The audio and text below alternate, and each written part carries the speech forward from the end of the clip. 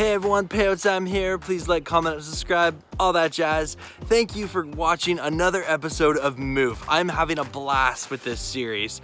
We're coming up to almost halfway done, and I encourage you to comment below on whether you agree or disagree with whoever it is. And if this is your first episode, feel free to check out all the other ones. They're in one giant playlist that you can easily access on my channel called MOOF 2021 as we look for the most overly optimistic fan in the NFL.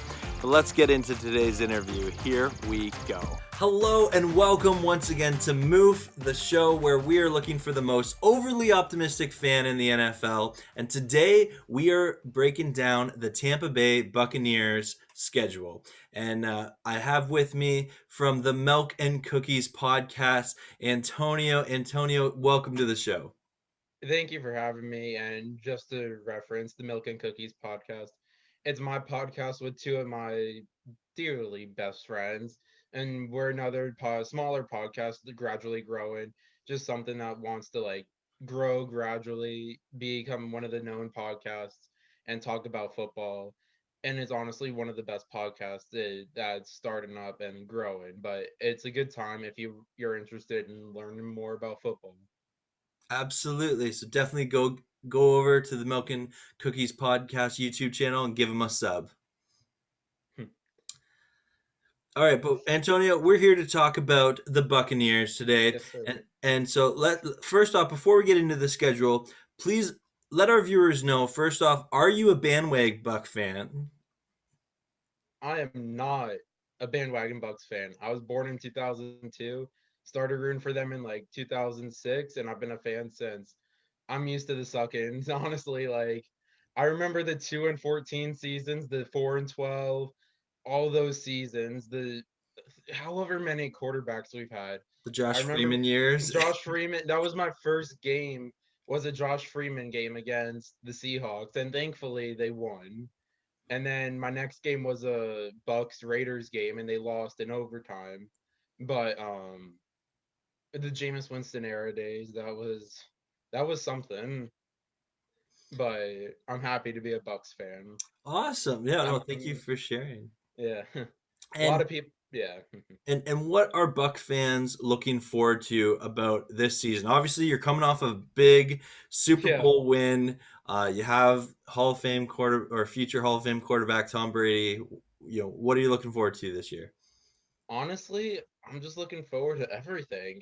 Excitement.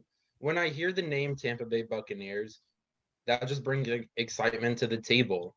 You re-sign all 22 starters, offense/defense. You have Tom Brady, who's still playing at the age he is. Props to him. Not a lot of quarterbacks are doing that. You have one of the best receiver corps in the game: Mike Evans, Chris Godwin, Scotty Miller, Justin Watson, and then the kid we just took in the draft. I forgot his name, but he'll be on special teams most likely. And then our defense is just amazing. Like we have Devin White, Levante David, Shaq Barrett, JPP, Joe Tryon, Dinamika Sue, Vita Vey, William Golston, and then our secondary is getting up there and it's growing. But there's just excitement around this table. Like back on my channel, I was saying we don't need anything. Like it was just a wants draft this year, and that's what happened. We got wants, and it's going to be amazing to see what happens. It is definitely probably one of the best times to be a Bucks fan in their entire franchise history, no Mm-hmm. doubt.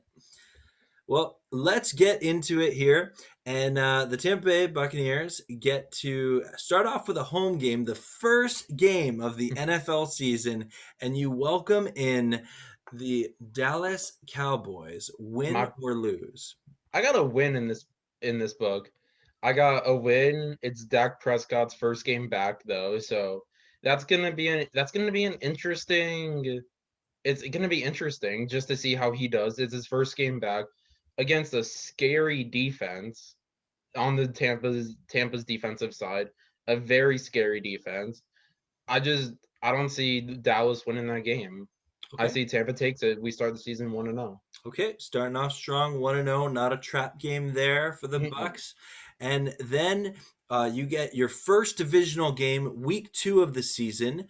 You're staying at home, Mhm. and you welcome in division rival Atlanta Falcons. I say that's another win. Atlanta's coming off a 4-12 year. They're rebuilding, and sorry, Atlanta Falcon fans, it's true.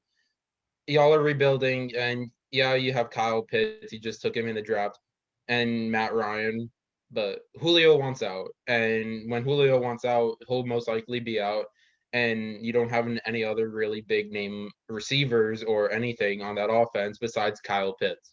And then their defense, it's blistering in holes and holes, good stuff, holes, whatever. And you have a first year head coach. So I expect Tampa to go 2-0. Okay. All right. Yep. Yeah, I have no problems with that. Now, however, this is where we might have a problem. Remember, most of my Yeah. subscribers are Rams fans, but you travel to the glorious, beautiful, most expensive stadium ever built. I give you props. It is nice. It's It's beautiful. fantastic stadium. It's SoFi Stadium. You take on the best team ever, Matthew Stafford led Los Angeles Rams. It takes a lot of will for me to say this, but I say this is going to be a loss for the Tampa Bay Buccaneers. Go Rams! Awesome. Well, thank you. Now, the only reasons I'm saying that is because it's our first away game on the year, Mhm. so it's going to be a lot of like emotion, tension filled. Plus, the Rams are a team that could make a deep run this year. Mhm. They have such a stacked offense with Stafford at quarterback, who's finally out of Detroit, which I know you're probably stoked about that. Very much so. I'm happy about that, and I give props to Jared Goff also. Wish him well in Detroit, but they just got a scary offense, and their defense is good, and I just think it's gonna be a close game, Yep. but y'all win on a field goal. Okay, so a revenge game from Matt Gay, the Rams kicker. Yeah, our Okay. former art kicker. Yep. Awesome. Well, thank you so much, Ram fans. Comment below. Um, and so then, after an emotional first loss of the season, Yeah. you go on a road trip to Tom Brady's old home, and you are headed to New England to take on the Patriots. Big game, win or Mm. lose. It's a win in my books. Look at the Patriots. You got Cam Newton at your quarterback. You take Mac Jones. You don't really have that many receivers in your book on your offense, but they're falling apart. They're in the rebuilding stage.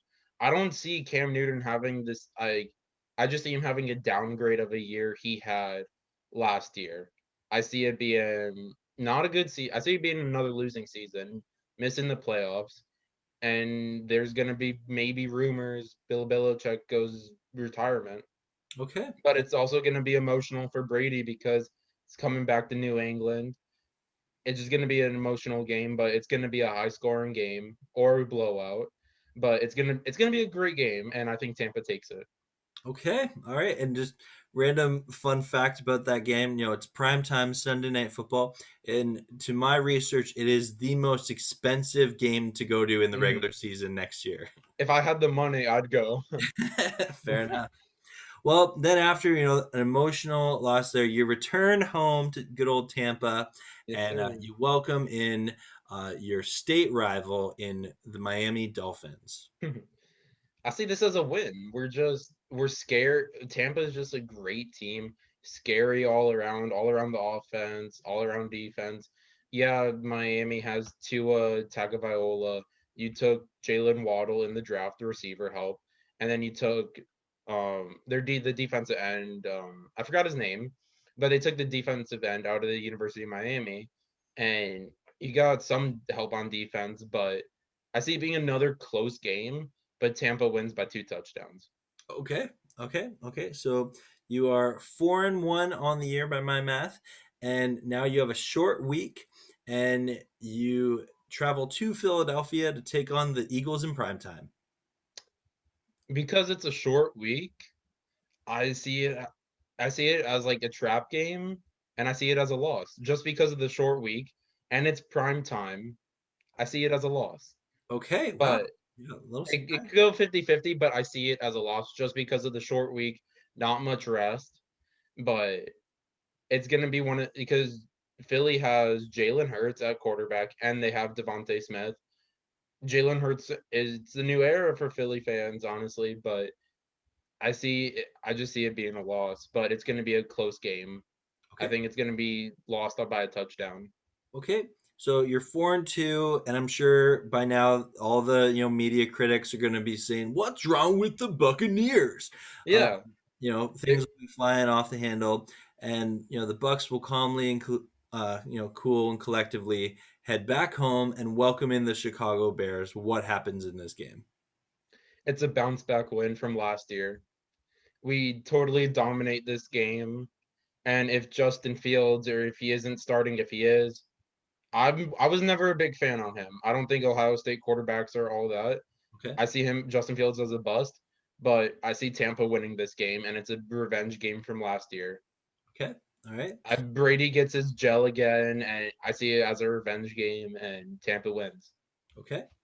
And then you head to New Orleans to take on the Saints with on no more Halloween. Drew Brees.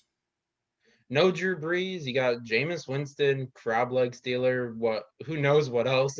But you got him. You got Taysom Hill, and you got Ian Book, and you got also Trevor Simeon. But they're all projecting Winston to start day one, and then you lose a bunch of free agents in off season, and I see it as a win for Tampa just because New Orleans is in that rebuilding stage, but it's going to be a close.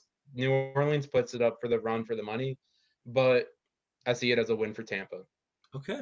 Okay. Fair enough.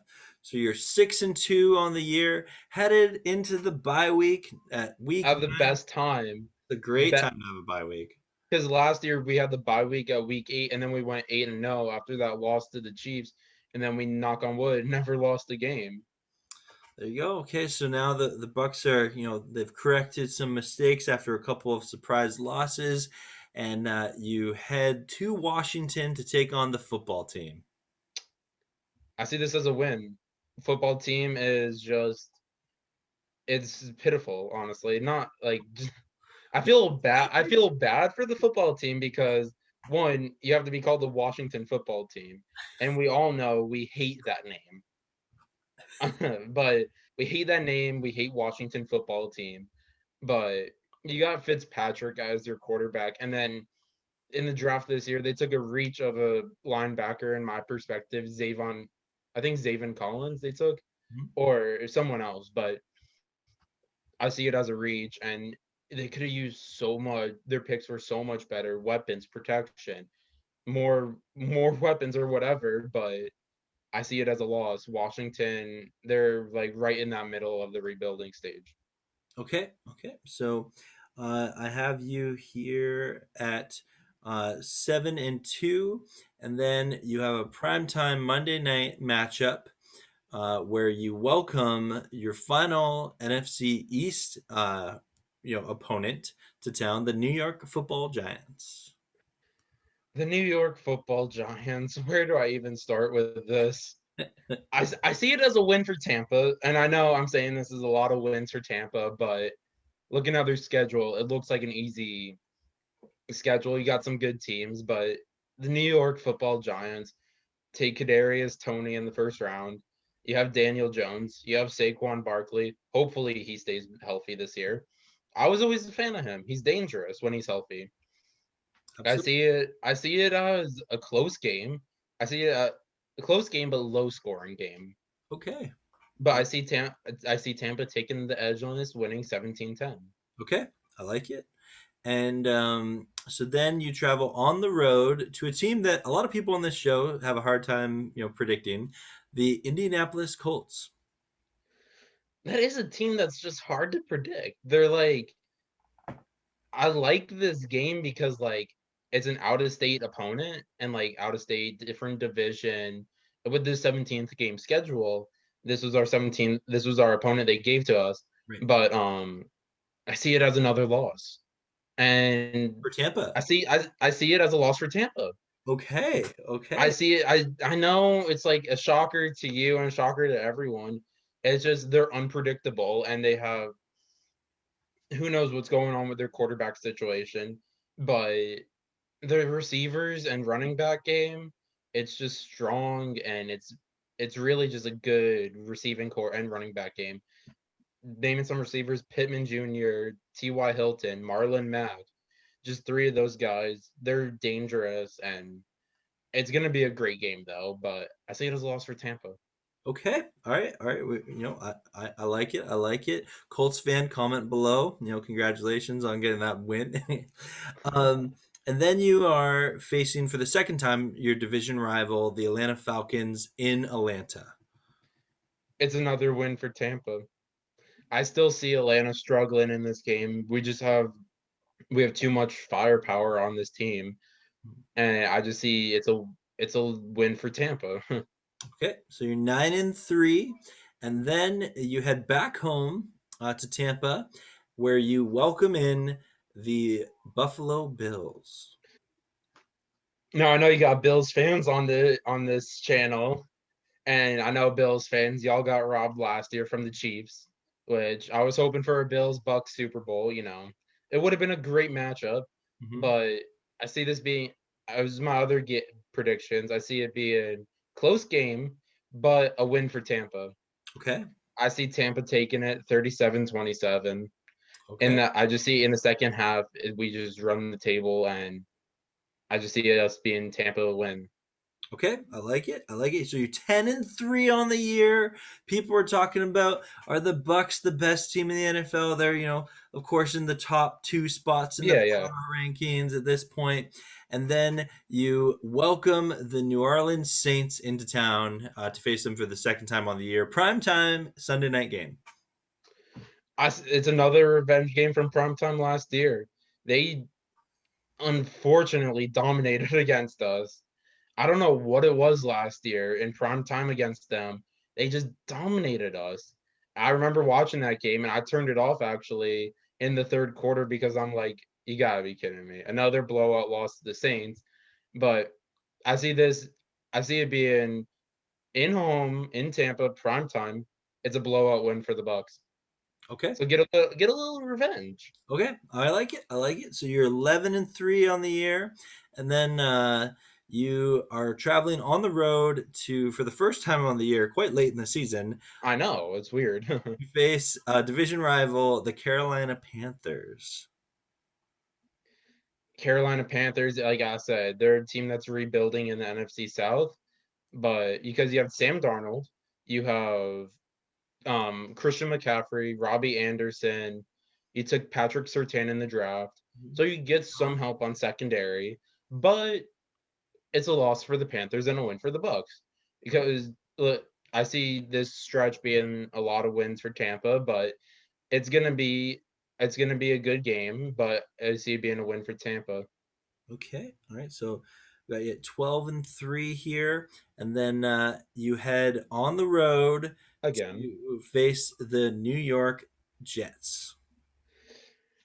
I know you got Jets fans too, but I see another revenge game for Tampa when Levante David was a rookie and he caused there was a reason he lost the game for the Bucs because he pushed a player out of bounds and there was a late flag and then they won it on a field goal for that game. But I see Tampa winning. The Jets are in a rebuilding stage. You get Zach Wilson in the draft. I'm give him all credit. He's going to be a good quarterback, and you have some good receivers, and you have a good team. You got a scary offensive line. Mekhi Becton's on that team, and he's 6'8", 370, I think, Okay. and that's scary, honestly. But I see it being a win for Tampa. Okay, so you are now 13-3, headed into the final week of the season. Home game, division rival, Carolina Panthers. Is this a trap game? Are the Bucs resting players at this point? They've possibly locked up the number one seed. What are your thoughts going into I, this game at 13-3? I see this game being a rest game for Brady. I see Brady being rested for the playoffs. He Yeah, is old in age, yeah. and I see Kyle Trask taking the helm in this game. I'm all gung ho about Kyle Trask. I love the pick. I love it absolutely. I see Kyle Trask dominating in this game. I see blowout win for Tampa. I say 27-10 Bucs win, end the season there, and then you go into the playoffs well rested. Okay, with Kyle Trask. Okay, so I Our have you future. 14-3 on the year. That is incredibly optimistic. I'm pulling up my graphic here, and you're definitely near the top, right here with the Chiefs and Bills up there. And yeah, I think the Bucs have a lot to look forward to this year. There are some games in there that maybe are a bit of a toss up, but in general, I Yeah. appreciated your insight into the game. So Thank you. yeah, thanks so much, Antonio, for coming on the show, representing the Bucs fans so well. And do you have one last shout out for your podcast? I just want to say, first off, thank you for having me on this channel, and it's definitely a great channel, great content. Definitely will wanting to be back on it again. And Sure. then if when y'all have a chance, your viewers, go check out the Milk and Cookies podcast on YouTube, and soon to be on different platforms. We just have to figure out configurations to upload, but soon to be on more platforms on YouTube right now. But great podcast. We're young. We just started 3 months ago. It's me as a Bucks and a Raider fan, and then two of my friends that are Dolphins fans, sadly. But but it's honestly a great podcast. Lots of laughs, lots of debates, lots of not arguments, but like lots of good time here there for a laugh. A lot of just spontaneous stuff, honestly. Awesome. It's a great podcast, and definitely go check it out. It's definitely not the name you expect for Awesome. a football podcast. It's like a clickbait name, kind of, sort of, but it's a great podcast, and y'all should go check it out. Definitely go over and subscribe to the Milk and Cookies podcast. I know I have, and I love their content. But that's it for this episode of MOOF. Thank you so much for watching, everyone. Please like, comment, and subscribe, all that jazz. Hey, what's up, Antonio? Peace and out.